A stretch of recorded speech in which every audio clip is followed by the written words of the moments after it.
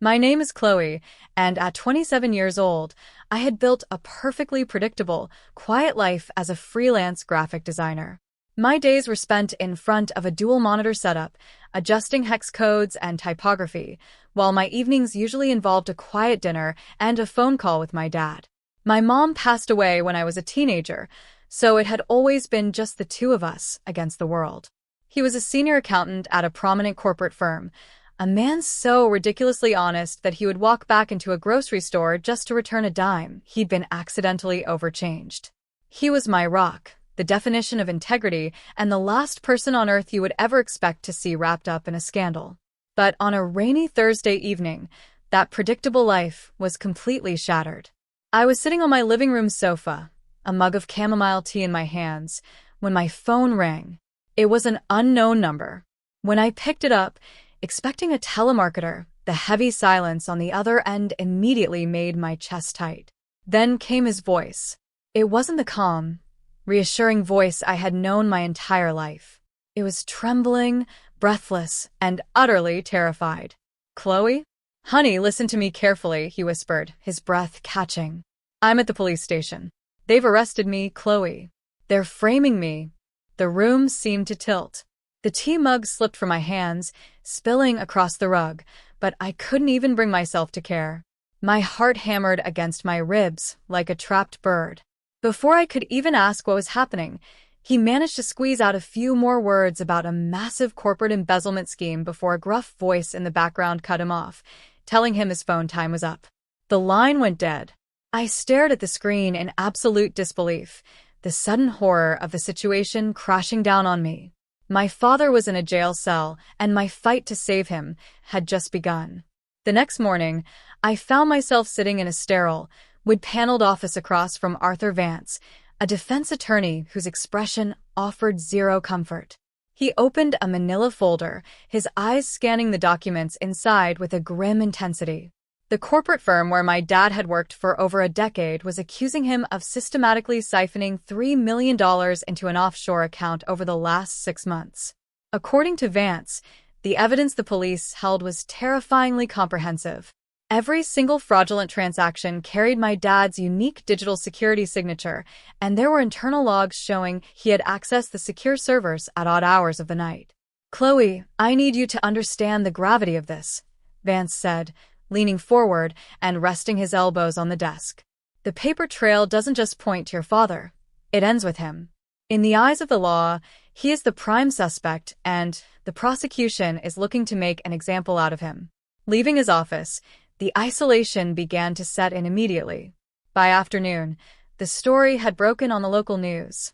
I watched in horror as a reporter stood outside my dad's corporate headquarters, flashing his picture on the screen next to the word embezzlement. The social fallout was instant and brutal. I tried calling his closest friends, men he had known for 20 years, people who had sat at our dinner table, but my calls went straight to voicemail. One by one, their social media profiles blocked me. The people who knew his character, who knew he was incapable of this, vanished into the shadows the moment the storm hit. By evening, news vans were parked at the end of my street, their long camera lenses pointed directly at my front window. I closed the blinds, shivering in the dark. I was completely alone, cut off from the world, realizing that society had already judged and condemned my father before he ever had a chance to speak. The news vans remained parked outside, their presence a constant, suffocating reminder of the nightmare I was living. Knowing I couldn't just sit in the dark spinning my wheels, I drove over to my dad's house under the cover of night, slipping through the back door. The house felt unnaturally quiet, frozen in time from the moment he had been taken away. My attorney had warned me that legal fees would be astronomical, so I needed to gather his important financial documents, insurance policies, and titles to see what assets we could leverage for his defense. I walked into his home office, a room that smelled familiarly of old books and coffee. I approached his desk, where his vintage leather briefcase sat exactly where he'd left it on Thursday morning. It was a beautiful, weathered piece of brown leather he had carried since the day he started at the firm. I placed it on the desk and began emptying the contents, pens, notepad, a calculator, looking for anything that might give us a lead. As I lifted the heavy felt lining at the bottom to check for stray receipts, my fingers brushed against a slight irregularity in the corner. I pressed down, and with a soft click, a hidden latch released. The false bottom of the briefcase popped open by a fraction of an inch. My breath caught. Inside the secret compartment lay a small, black hardcover logbook and a sleek, encrypted titanium USB drive. I opened the logbook with trembling hands. It wasn't filled with corporate spreadsheets, but rather my dad's meticulous, handwritten notes. The entries dated back 6 months. He had written down exact times, server discrepancies, and specific digital IP addresses that didn't match his own. One underlined sentence sent a shiver straight down my spine. Someone is using my credentials from an external terminal.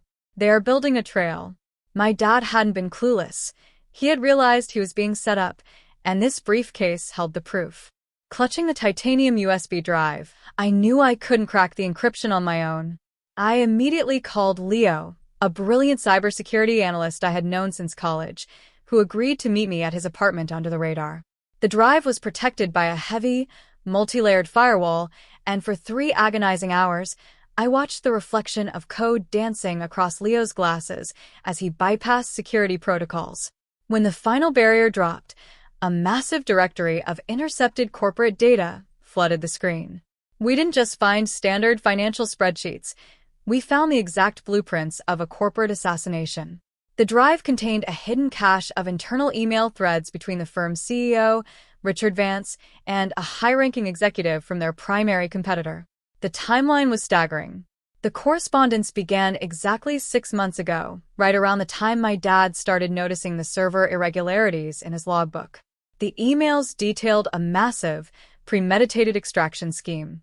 The firm had suffered catastrophic losses from a series of failed offshore investments, and to save themselves from bankruptcy and federal scrutiny, the executives had orchestrating the missing $3 million as a cover-up. But the most horrifying discovery was a specific attachment titled Project Scapegoat. It was a digital dossier entirely focused on my father. The executives had mapped out his daily routine, cloned his unique digital security signature, and systematically routed the fraudulent transactions through his terminal at hours when they knew he was away from his desk. One email from the CEO explicitly read, "Whitaker is perfect. He's meticulous enough that the numbers will balance, but too trusting to notice the digital footprints we're leaving in his name until it's far too late." Staring at the glowing screen, the crushing weight of despair evaporated, replaced by a cold, sharp anger. They hadn't just made a mistake. They had intentionally chosen my father to destroy. Armed with the evidence from the USB drive, I knew that going straight to the police was a massive gamble. If the CEO had the power to orchestrate a multi-million-dollar frame job, he likely had connections within local law enforcement that could make our evidence disappear before it ever reached a judge. I needed something undeniable. I needed a confession. Using my dad's phone, I sent a direct message to the CEO, Richard Vance, requesting an urgent, private meeting at a quiet upscale lounge downtown, claiming I wanted to discuss a silent asset liquidation to settle my dad's alleged debts out of court. To my surprise, his assistant confirmed the meeting within 10 minutes. Arriving early, I sat in a secluded corner booth, my hands trembling as I taped a tiny, voice-activated recording device beneath the lapel of my jacket. When Vance arrived, he exuded the suffocating arrogance of a man who believed he was completely untouchable. He smoothed his designer tie and offered me a look of practiced, synthetic pity. "Chloe, it's tragic what your father did," he said, taking a sip of his scotch. "But the firm needs its restitution. What exactly are you offering?" I leaned forward, looking as small and defeated as possible. "I know about the offshore accounts, Mr. Vance. And I know my dad didn't do it. We found the internal logbook. Just tell me what it takes to make this go away." Vance let out a quiet, mocking chuckle, leaning in close. "A handwritten logbook against a federal paper trail? Be smart, Chloe. Your father is the perfect fall guy because his record is clean. Nobody looks past the saint. Even if you try to make noise, who do you think the board will believe? A desperate daughter, or the digital footprints your dad legally left behind? Take the plea deal, save him the maximum sentence, and move on." He didn't realize that his arrogance had just sealed his fate. The morning of the preliminary hearing arrived, and the atmosphere inside the courtroom was thick with tension. I sat behind the defense bench, my heart pounding in my ears as Richard Vance and the prosecution's legal team took their places, looking entirely confident. The prosecutor wasted no time, launching into a damning presentation of the digital signatures, the server logs, and the cloned paper trail that supposedly proved my dad's absolute guilt. My dad sat beside his attorney, his shoulders slumped, looking like a man who had already accepted a tragic fate. When it was our turn to respond, Arthur Vance stood up calmly. He didn't just offer a standard defense. He completely blindsided the courtroom. He introduced the decrypted files from the titanium USB drive as newly discovered evidence, alongside the audio recording I had captured just 48 hours prior. As the audio played through the courtroom speakers, the CEO's own voice echoed clearly, mocking our family and openly discussing how my dad was the perfect fall guy to cover up the firm's failing offshore investments. The transformation in the room was instantaneous. The prosecutor's star witnesses turned visibly pale, exchanging frantic glances as the entire foundation of their airtight case began to crumble in front of the judge. Richard Vance's smug expression instantly vanished, replaced by a look of sheer terror as his own high-priced defense attorney leaned over to whisper urgently in his ear. The judge leaned forward, reviewing the digital dossier titled Project Scapegoat with a look of profound disbelief. In a matter of minutes, the hunters had officially become the hunted. The judge didn't hesitate. All charges against my father were dismissed right then and there, and the federal investigators who had been tracking the case immediately shifted their focus to Richard Vance and his co-conspirators. Within weeks, the firm collapsed under the weight of criminal indictments for corporate fraud and manufacturing false evidence. My dad walked out of that courthouse a free man, his pristine reputation fully intact, though the emotional scars of the betrayal would take time to heal. We eventually packed up his house and moved down the coast, using a portion of the settlement from the civil lawsuit to build a quiet life where he could finally enjoy his retirement in peace.